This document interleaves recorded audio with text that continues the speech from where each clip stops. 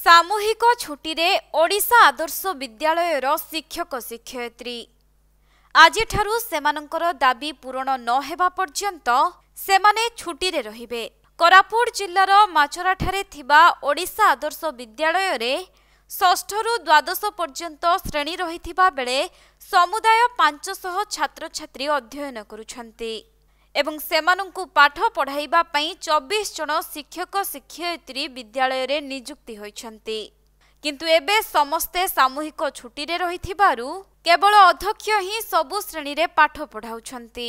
फलरे गोटिए श्रेणी रे अध्यक्ष पाठ पढ़ाउथिबा बेले अन्य श्रेणी गुड़िकरे पिला माने एकुटिया बसुछन्ति एवं छात्र छात्रींको पाठ पढ़ारे मध्य अनेक व्याघात देखा देइछि। सर एक्चुअली आमर जी आदर्श विद्यालय शिक्षक अच्छा सारा ओडिशा रे समस्तंकर दाबी है आमको गवर्नमेंट स्टेटस दि जाए। आम आपने शुणी आदर्श विद्यालय गोटे गवर्नमेंट स्कूल किंतु टीचर प्राइवेट।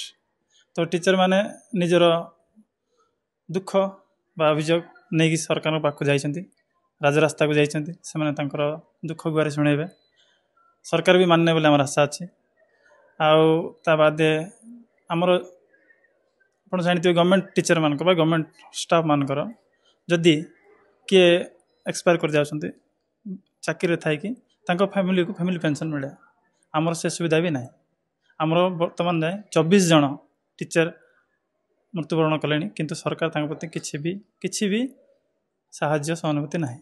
सर जो पर्यंत सरकार दाबी मानि ना से पर्यंत देवे बोली से सब निजर आशा रखिछन्ति। समझ जेठ पड़ा बहुत व्याघात होची मु जणे ही अछि। कोरापुट रु मंजुलता महांती रिपोर्ट कोणार्क लाइव।